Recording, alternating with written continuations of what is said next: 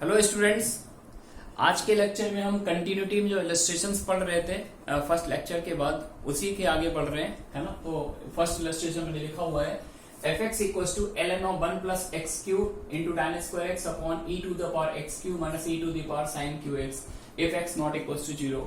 आपको गिवन है ये फंक्शन अगर 0 पर कंटिन्यूअस है then what is the value of f0, है ना। बिल्कुल फंडामेंटल प्रॉब्लम है, ऐसी प्रॉब्लम पहले भी की थी। अगर फंक्शन 0 पे कंटिन्यूअस है तो कंटिन्यूअस का मतलब है 0 पर फंक्शनल वैल्यू और 0 पर लिमिटिंग वैल्यू दोनों सेम होनी चाहिए। तो एक लाइन लिख सकते हैं, since f x is continuous at x equals to 0, this will implies f0 equals to what, limit x goes to 0 f x. Limiting value और फंक्शनल वैल्यू दोनों सेम होनी चाहिए, ठीक है ना।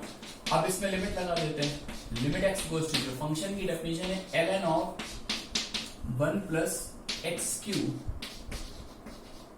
tan square x upon e to the power x Q minus e to the power sine Q x, है ना। तो लॉग वाली स्टोरी सुनाई थी यार तुम लोग को। लिमिट में लॉग के साथ अगर कोई फंक्शन 1 को टेंड करे, जब आप x को 0 टेंड कराएंगे तो ये पूरा फंक्शन देखिए किसको टेंड कर रहा है, 1 को। तो लॉग के साथ अगर कोई फंक्शन 1 को टेंड करे तो क्या सिखा जाए, लॉग हटा दो 1 सब्ट्रैक्ट कर दो, लॉग हटाओ और 1 सब्ट्रैक्ट कर दो। तो नेक्स्ट लाइन में सीन क्या बन जाएगा, limit x goes to 0, log हटा दिया 1 सब्ट्रैक्ट कर दिया, ऊपर तो आ गया x Q into tan square x, ठीक है ना। अब नीचे देखो, नीचे एक एक्सपोनेंशियल फॉर्म देख रही है ना। तो एक्सपोनेंशियल फॉर्म में हमने एक ही फॉर्मूला पढ़ा है e to the power f x minus 1, है ना। तो इलस्ट्रेशन भी हमने वहां पर एक्सपोनेंशियल लिमिट में किए थे। तो यहाँ पर जो भी पिक्चर है उसको उसके प्लेस पर 1 लाना होता है, तो इसको कॉमन निकाल लो। तो e to the power sine Q x को कॉमन ले लिया तो ये बन जाएगा e to the power x Q minus sine Q x minus 1। दिख रहा ना सभी को, ठीक है। अच्छा, अब इसमें हम लिमिट लगा सकते हैं, x को 0 डालेंगे, साइन 0 0, ये 1 को टेंड करेगा, है ना। इधर आ जाते हैं, limit x goes to 0 x Q into, अच्छा tan x को ओनली x लिख सकते हैं। ये सारी बातें हो चुकी हैं, लिमिट में सारा अच्छे से पढ़ाया था आपको। ये 1 बन चुका है। अच्छा, ये प्रोफाइल है e power f x minus 1, तो ये काम कर लिया, इसी टर्म से नीचे डिवाइड दे दिया और इसी से ऊपर मल्टीप्लाई कर दिया।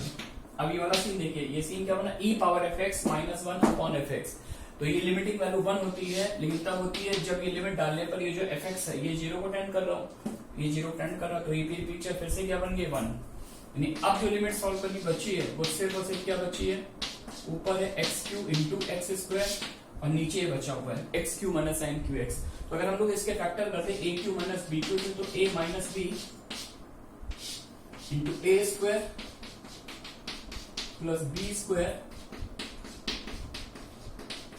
प्लस ए बी, दिख रहा है ना। अच्छा, एक स्टैंडर्ड लिमिट पढ़ाई थी sine x minus x by x cube, है ना। तो इस एक्स क्यूब को नीचे ले आओ, सॉरी यहाँ पर माइनस साइन है तो एक साइन एक्स माइनस एक्स ना होके एक्स माइनस साइन एक्स होगा, नो प्रॉब्लम, एक माइनस बाहर लगा दिया, ठीक है ना।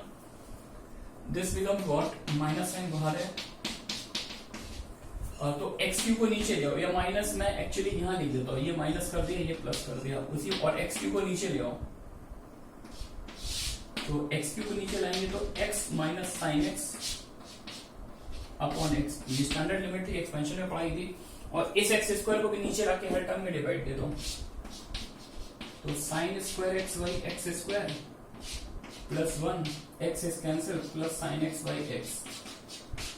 अब देखिए ये लिमिट क्या होती थी, नीचे से 1/6, नीचे से 1/6 यानी ऊपर जाके क्या बन जाएगा 6, ऊपर जाके 6 बन जाएगा। नीचे देखो sine x by x 1 plus 1 plus 1, what is answer 2। अगर फंक्शन को 0 पे कंटीन्यूअस बनाना तो f0 की वैल्यू क्या आ जाएगी 2, ठीक है ना। चलो नेक्स्ट क्वेश्चन पे मूव करते हैं।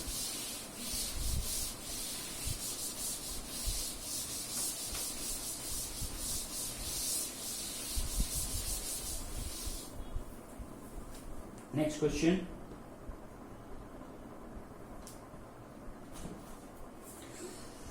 नेक्स्ट क्वेश्चन है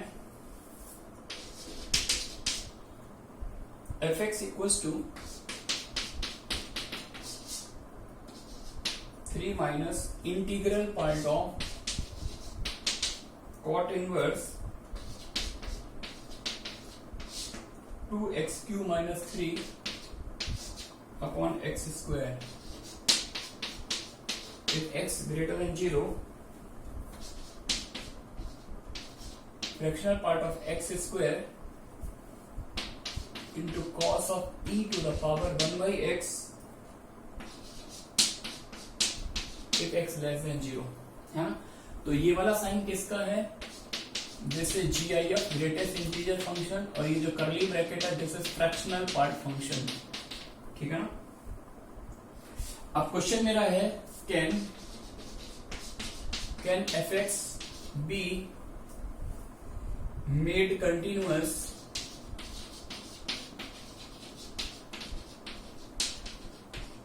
at x equals to 0। क्या हम फंक्शन को 0 पे कंटिन्यूस बना सकते हैं या नहीं बना सकते, ये क्वेश्चन है।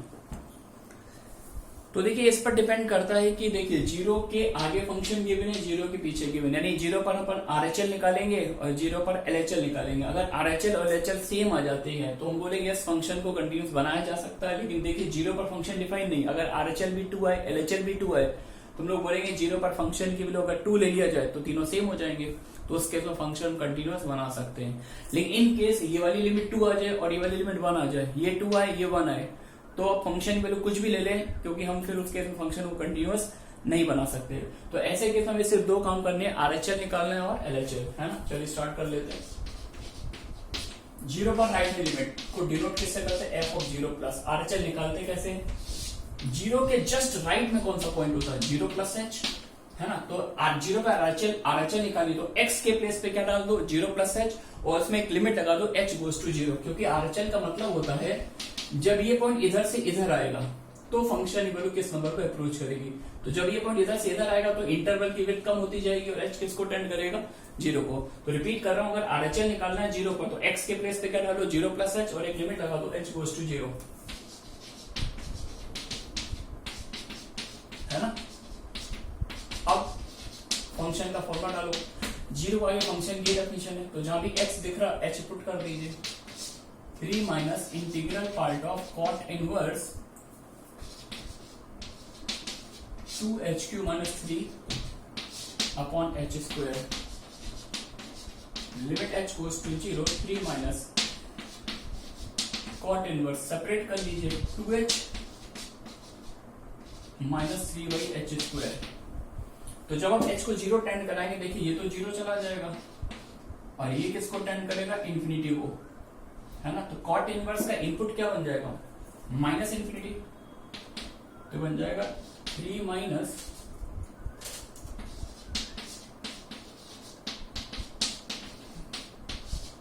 ऐसा बन रहा है। अच्छा, माइनस इंफिनिटी का cot इनवर्स क्या होता है, पाई, और इंटीग्रल पार्ट ऑफ पाई क्या हो जाएगा, 3 माइनस 3 क्या मिल गया, 0, यानी 0 पर राइट हैंड लिमिट क्या आ गई, 0। अब 0 पर लेफ्ट हैंड लिमिट निकालते हैं, कैसे निकालेंगे, 0 के जस्ट पीछे पॉइंट अपन क्या लेते हैं, 0 माइनस h। तो 0 पर लेफ्ट हैंड लिमिट निकालनी हो तो आप x को किससे रिप्लेस कर दो, 0 माइनस h से, और एक लिमिट लगा दो h गोज टू 0, क्योंकि जब ये पॉइंट इधर से इधर चलेगा तो इंटरवल की विड्थ कम होती जाएगी, किसको टेंड करेगी, 0 को।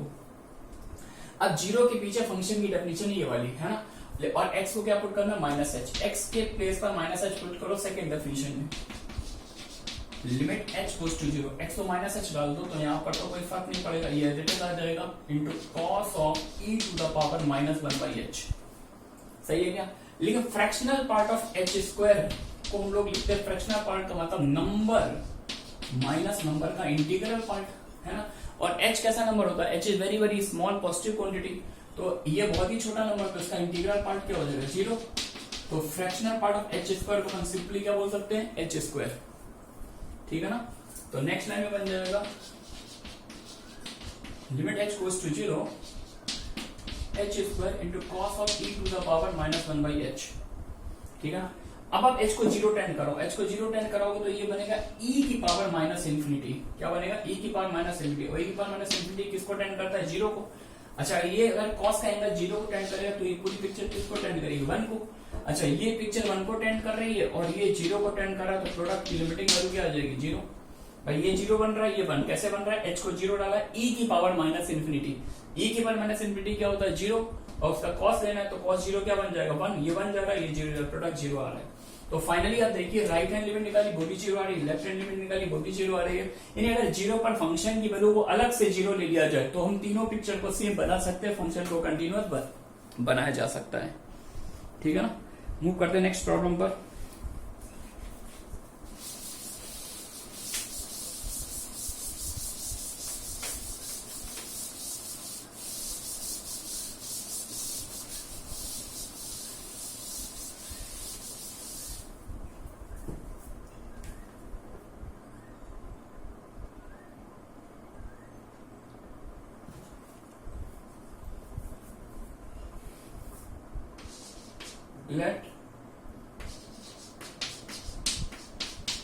let fx equals to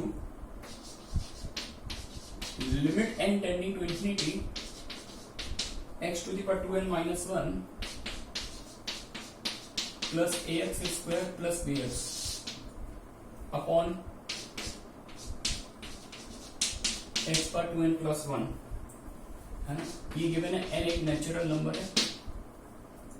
If fx is continuous for all x, if fx is continuous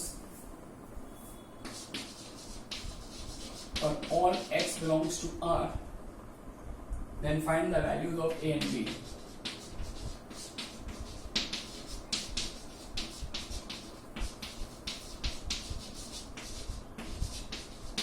ये क्वेश्चन है ना, तो ये बहुत ही इंपॉर्टेंट प्रोफाइल है। इस प्रोफाइल पर बहुत सारी कंटिन्यूटी में प्रॉब्लम्स आपको दिखते हैं। ये एक्चुअली वही है कि बिल्ट इन लिमिट है। बिल्ट इन लिमिट मतलब फंक्शन की डेफिनेशन में बाय डिफॉल्ट एक लिमिट लग रही है, एन इन्फिनिटी को टेंड कर रहा है, तो उसको अच्छे से सीख लेना है। 8+ प्रॉब्लम ये जैसी मिल जाएंगी आपको। देखिए मेरे सबसे पहले जॉब होगी यार इस फंक्शन को डिफाइन करना, इस लिमिट को हटाना है यहाँ से, है ना। तो देखिए किस तरह से डिफाइन करते हैं। सबसे पहले तो मैंने x पर 2n माइनस 1 है तो 1/n बाहर कर लिया, और x to the power 2n को मैं कुछ ऐसे रीड कर रहा हूँ x स्क्वायर की पावर n, क्योंकि n यहाँ पे एक नेचुरल नंबर इसलिए ऐसे लिखने में कोई प्रॉब्लम नहीं। अगर n नेचुरल नंबर ना हो तो इस तरह से लिखना फिर गलत हो जाएगा, ठीक है ना। x स्क्वायर की power n plus ax square plus bx, नीचे भी x पावर 2n है तो इसको मैंने कुछ ऐसे ब्रेक कर लिया +1। आ रही बात समझने। अच्छा बच्चों n इंफिनिटी को टेंड कर रहा है, यानी पावर इंफिनिटी को टेंड कर रही है। मेरे पास अब बहुत ध्यान से सुनना, कभी भी पावर इंफिनिटी को टेंड करे तो हम बेस पर 3 केस बनाते हैं। कभी भी पावर इंफिनिटी को टेंड करे तो हम बेस पर 3 केस बनाते हैं। पहला, बेस लाइज बिटवीन 0 to 1, दूसरा बेस इज एग्जैक्ट 1, तीसरा base is greater than 1। Repeat करता हूँ सारी लाइंस। कभी भी पावर इंफिनिटी को टेंड करे, देखिए n इंफिनिटी को टेंड कर रहा है, n कहां पर आ रहा है, पावर में आ रहा है, तो कभी भी पावर इंफिनिटी को टेंड करे तो बेस को हम 3 तरह से डिफरेंशिएट करते हैं। Base lies between 0 to 1, base is exact 1 and base is greater than 1, है ना। तो मैंने 3 केस बना लिए यहाँ पर। पहला,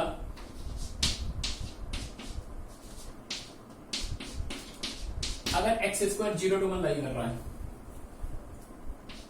x square lies between 0 to 1, है ना। दूसरा केस, अगर x स्क्वायर एग्जैक्ट 1 है। थर्ड केस, अगर x स्क्वायर 1 से बड़ा है।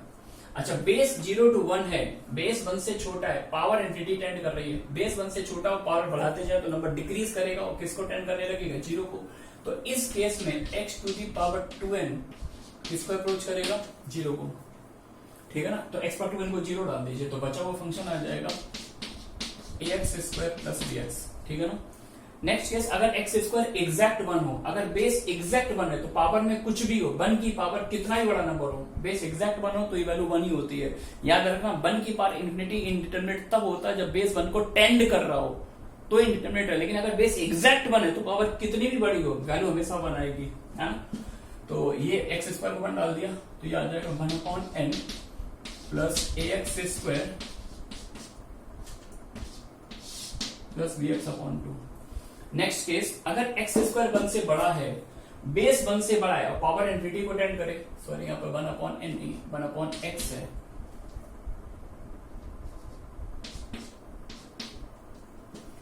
अगर x स्क्वायर 1 से बड़ा है, बेस 1 से बड़ा पावर इन्फिनिटी को टेंड करे तो वैल्यू क्या बन जाएगी, इन्फिनिटी। तो इस केस में x to the power 2n जो है किसको टेंड कर रहा है, इन्फिनिटी को, है ना। तो ये इन्फिनिटी को टेंड कर रहा है, ये भी इन्फिनिटी को टेंड कर रहा है, तो फॉर्म आ गया इन्फिनिटी बाई इन्फिनिटी। इसका सीधा आंसर मैंने निकालना सिखाया था कोफिशिएंट का रेशियो, ऊपर से कोफिशिएंट 1/x है, नीचे से 1, तो सीधा आंसर आ गया 1/x। अरे बात बच्चों समझ। अच्छा, अब ये जो डेफिनेशन आई है इसको और अच्छे से लिखना हो तो आप ऐसे लिख सकते हो, fx की डेफिनेशन आ गई ax² प्लस bx, कब, जब x² 0 से 1 हो, है ना। 0 से 1 का मतलब हो गया x लाइज बिटवीन -1 to 1, ठीक है ना। और ये डेफिनेशन कब आएगी, 1/x plus ax² plus bx upon 2, जब x क्या होगा प्लस -1, 1 या -1 हो, और जब x² 1 से बड़ा हो, 1 से बड़ा मतलब x belongs to minus infinity से -1 यूनियन 1 से इन्फिनिटी, तो उस केस में fx की डेफिनेशन है 1/x। सही है क्या। तो ये this is equivalent definition of this function. ये आर्ट आपको आनी चाहिए। ये एक क्वेश्चन अगर अच्छे से समझ लिया तो 5 से 6 क्वेश्चन आप आसानी से कर सकते। कोई भी क्वेश्चन इस प्रोफाइल का होगा, बेसिक आइडिया क्लियर होना चाहिए। चलिए, अब फंक्शन मेरे को दिया हुआ कंटिन्यूअस है, तो अपन कंटिन्यूअस है तो अपन काम पे चेक करेंगे, 1 पर चेक करेंगे और -1 पर, क्योंकि डेफिनेशन कहां पर चेंज हो रही है, एक बार 1 पे चेंज हो रही है और एक बार -1 पर। तो कंटिन्यूटी एट x = 1 इंप्लाइज 1 के जस्ट आगे वैल्यू और 1 पर वैल्यू दोनों बराबर ले लो। तो 1 के जस्ट आगे वैल्यू x को 1 डाल दो, 1 आ जाएगा। 1 के जस्ट आगे फंक्शन की डेफिनेशन ये है, और इसमें x को सीधा 1 डाल दो, ये कंटिन्यूअस है ये, है ना। और 1 पर वैल्यू x को 1 डाल दो, x को 1 डाल देंगे तो 1 plus a plus b by 2, तो यहां से एक रिलेशन बन गया a plus b equals to 1, आ गया ना। अब एक बार -1 पे कंटिन्यूटी चेक कर लो, continuity at x equals to -1 implies, अगर -1 पे कंटिन्यूअस है तो -1 के आगे वैल्यू यहां से निकल आएगी, और -1 के पीछे वैल्यू, तो -1 के आगे वैल्यू चाहिए तो x को -1 इसमें पुट कर दो, तो क्या आ जाएगा a माइनस बी। -1 के आगे वैल्यू चाहिए, -1 के पीछे, तो यहां पर आ जाए x को -1 डाल दो, -1, ठीक है ना। इन दोनों इक्वेशन को सॉल्व कर लो, ऐड कर लो, तो ऐड करोगे तो b से भी कैंसिल, a की वैल्यू 0 आ जाएगी, और a 0 है तो डेफिनेटली b क्या आ जाएगा 1, a 0 b 1। सही है क्या।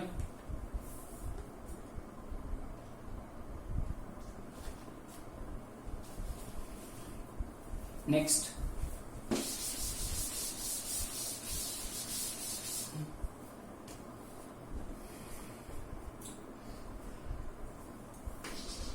if fx equals to cos of x cos 1/x and gx equals to ln of sec square x upon x sin x are both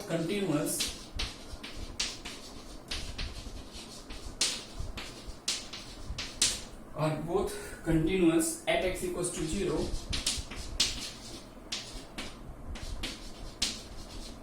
then find f0 plus g0। आपको given है ये दो function है fx और g, ये दोनों ही 0 पे continuous है, f0 plus g0 निकालना है। तो बहुत ही सिंपल ऑर्डिनरी प्रॉब्लम है। अगर फंक्शन 0 पे कंटिन्यूअस है तो 0 पर फंक्शन की वैल्यू निकाले या 0 पर लिमिट निकाले, एक ही बात होती है।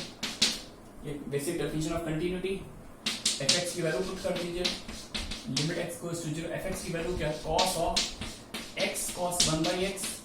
सही है बच्चों। अच्छा, जब मैं x को 0 डालूंगा तो ये बनेगा cos इंफिनिटी, क्या बन जाएगा cos इंफिनिटी। इंफिनिटी का cos लेने पर क्या आता है, या फिर cos वेव इंफिनिटी पर कहां पर टर्मिनेट होती है, कोई जानता है क्या। नो, कोई नहीं जानता, गॉड नोज। तो हम ये नहीं बता सकते कि इंफिनिटी पर कॉस लेने पर एग्जैक्ट क्या आता है, ये हमको नहीं पता, लेकिन हम इतना जरूर बोल सकते हैं कि किसी भी नंबर का कॉस लीजिए, जो भी आंसर आएगा वो -1 से 1 के बीच आएगा। एक फाइनाइट क्वांटिटी होगी विच लाइज बिटवीन -1 to 1, लेकिन इसका मल्टीप्लाई किससे हो रहा है, 0 से हो रहा है। तो जब 0 का इस नंबर में इससे मल्टीप्लाई करेंगे तो हमेशा प्रोडक्ट की लिमिटिंग वैल्यू क्या आ जाएगी 0, और ये 0 है तो इसका क्या लेना है कॉस, तो कॉस 0 फिर से क्या बन जाएगा 1। तो ये लिमिट थोड़ा ध्यान रखना है। कॉस इन्फिनिटी जो होगा ये -1 से 1 के नीचे फाइनाइट क्वांटिटी होगी, 0 से मल्टीप्लाई करके पूरी पिक्चर 0 बन गई एंड कॉस 0 इज 1। ठीक है ना। ऐसे ही अब g0 निकाल लेते हैं। Limit x goes to 0 gx, limit x goes to 0 gx को लिख सकते हैं ln of sec square x upon x sin x। अच्छा इस sec स्क्वायर x को लिख सकता हूं मैं 1 plus tan square x ln of 1 plus tan square x upon x sin x। फिर से वही कहानी आ गई, लॉग के साथ जो फंक्शन है वो 1 को टेन कर रहा है, x को 0 डालो, ये पूरी पिक्चर किसको टेन करी 1 को। तो क्या सिखाया था मैंने, लॉग हटाओ 1 को सब्ट्रैक्ट कर दो, लॉग हटा दो और 1 को सब्ट्रैक्ट कर दो। तो बन जाएगा limit x goes to 0 tan square x upon x into sine x। तो ये वही आ जाएगा, tan x अपॉन x 1 बन जाएगा और sin x को x बोल दीजिए, तो फिर से ये आ जाएगा 1। ठीक है। तो f0 भी 1 है, g0 भी 1 है, therefore what is the value of g0 plus f0, that is 1 plus 1, that is 2। ठीक है ना। तो आज के लेक्चर में यहीं तक रखते हैं। Thanks for watching.